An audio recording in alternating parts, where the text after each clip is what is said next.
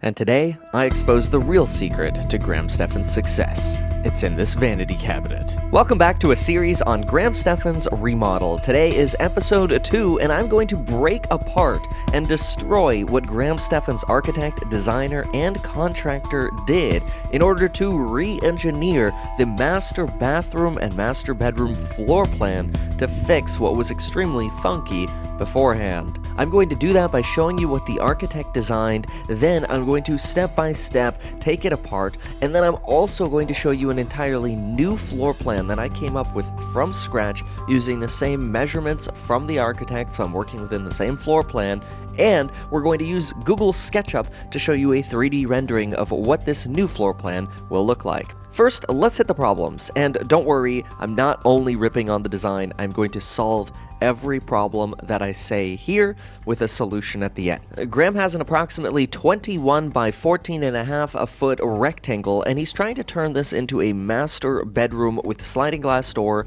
master bathroom, and a closet of some form. Now he's able to do this to this 1920s duplex because in the 1970s the previous owner permitted an addition that gave just enough extra square footage to add a master bathroom to this room. This was an add-on, wasn't it? Yes, so this was done in the 1970s. Was it legal? Yes, believe it or not. She What? pulled permits to do. Well, I guess in the 70s you can get away with doing whatever you want. That's true. Yeah, because So- here's the outside stucco. Yeah. Oh, that's incredible. So this was done with permits and included on public record. Now I'm sure you could never do this. Yeah. The problem is the current floor plans proposed by the architect aren't entirely functional.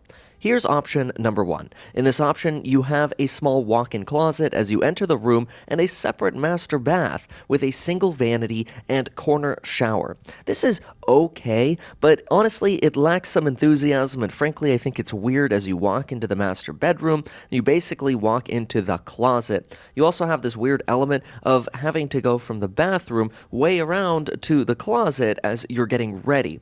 It's just not as functional as it could be. I always look at things like this and say, look, if you're going to do a remodel, you may as well spend the same money and get something that's more functional. So this isn't me suggesting that somehow Graham should spend more money. It's just saying if you're already doing it, you may as well do it in the best way that it can be. Now, version 2 drawn up by the architect is having a linear closet in the hallway as you enter the room, which, just a note, in my design, I'm actually not even going to address the hallway. That's all going to be extra bonus square footage. But then over in the master bath, there's a little bit of cheating going on, in my opinion, with this diagonal corner shower opening, which is somewhat a dated solution to small bathrooms.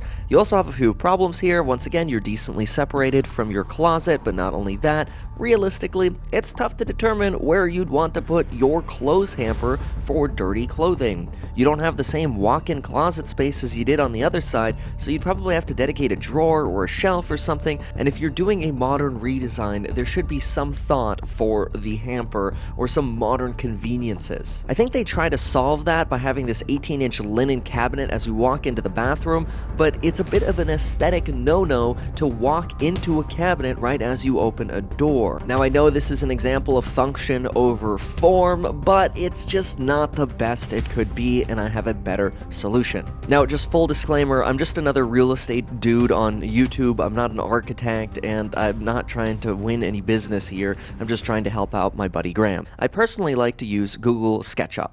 Google didn't pay me to say that either, it's just what I use. I started designing this at an airport cafe while my flight was delayed and figured, hey, why not come up with some ideas? First things first, the most important thing with design is making sure you get the fundamental dimensions right. The original plans have them, but you have to be very careful. For example, the walls are 6 inches thick, but that's not labeled on the plan. You kind of have to puzzle that together by putting down the outside dimensions and then realizing, oh, cool, okay, they're using 6 inches for the walls based on some of these other interior measurements. In my opinion, if you're ever using Google SketchUp, you should always try to work from the outside in. And I'm not a Google SketchUp expert, but I think it worked in this case. Anyway, I spent a lot of time brainstorming and thinking up solutions. I asked Lauren for help, and I even spent some time Googling minimum codes for things like toilet spacing to make sure I was designing something that could actually be installed. Then it finally hit me. If you haven't yet, you should go down to the description below and join my real estate investing course, finance course, do-it-yourself property management course, or real estate agent sales course. Use that coupon link below before December 20th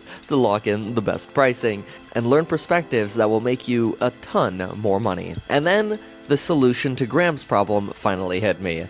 The master closet should be accessible from the bathroom itself. Full disclaimer though, since Graham is already planning on adding this bathroom and a shower and closet, I don't believe my design will be more expensive than his designs. So I'm not doing this breakdown endorsing that Graham is doing all of this to a rental. I'm just saying, since he's doing it, you may as well consider doing it like this. So here you go, here's the finished product. The distance to the closet issue is solved. That is, while you're in the bathroom, you could easily walk into the closet and out of the closet. You don't walk into a closet door when you enter the bedroom, and if you want, you can even add a door to the master closet I designed, or the master bathroom itself. Both of these are probably doors people would decide to add. Now you also have a functional space for the hamper, and you have a normal-sized vanity and shower. Now Graham's prior floor plan also included a sliding glass door and a center wall for a TV. I made sure to include those. This is where it's important to test your design. The room I designed is 13 feet 5 inches wide.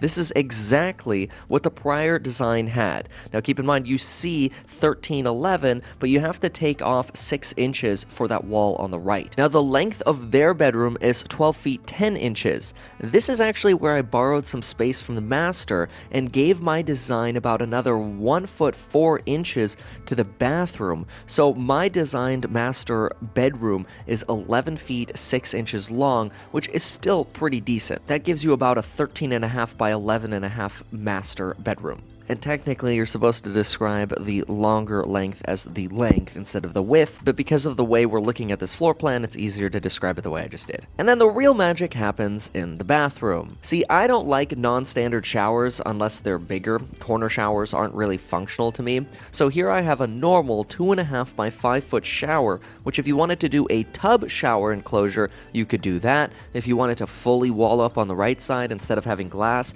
and then enclose the toilet, you could do that as well. I made sure to include 18 inches from the center line of the toilet left and right. I believe usually 16 inches is required by code, so I wanted to leave a little bit of an extra buffer there, though I did make the wall between the toilet and the closet only 4 inches thick instead of 6 inches thick, so you might have to use 2x3 lumber for that particular partition wall between the toilet and the closet, which shouldn't be a big deal. Also, since I did give the bathroom about 1.5 feet of extra space, which I took from the bedroom, you might have to put a beam right here where this red line is, but that shouldn't be a problem since it could rest on the outside wall and that new wall on the inside. The closet is also a walk-in closet. It's nearly the same size as what the prior architect had drawn up, but it does have about 2 linear feet less of space. Remember though, in design, you have to be okay with give and take, and this bathroom setup, in my opinion, is much more functional, and I'm not that worried about 2 linear feet of closet space.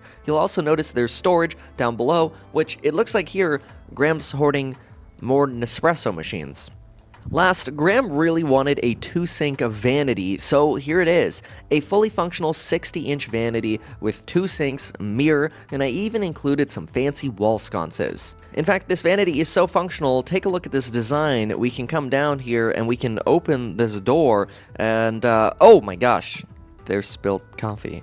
Now, this model isn't designed to be perfect, but it's a way of getting great ideas flowing. Hope you enjoyed. Now here's a little bonus. So right as I was wrapping up my video, I received an email from Daniel Kahn, K-O-N, who apparently makes automotive YouTube videos. Anyway, he sent me his take on the floor plan, and here it is. Daniel starts off by saying that he definitely agrees there's not enough closet space in the existing rendition, and what he ends up doing to solve that is creating 2 closet spaces, one in the master bedroom and one in the hallway. This makes me think that, in theory, if you wanted to, with the design I made, you could use that little walk-in closet and that hallway as well, and also have 2 closets. That's a really good idea, doubling up on the closets here. And this is actually where you could see that design can be very collaborative. The more people come together on a design, the more ideas you can put into function. I really like this idea. Now, what I do like about Daniel's floor plan is his bathroom seems pretty large and functional, and you get that 3x5 shower as well with that double vanity, and maybe even that barn door slider there. One flaw that I might see is the positioning of this closet and bathroom might make it a little bit harder to hang a TV. But overall, huge shout out to Daniel for the creativity in the floor plan and taking the effort to come up with this and design it. Mine just has spilled coffee and RuneScape logos. So again, big shout out to Daniel. And folks, let me know down in the comments below what you think about all these different variations.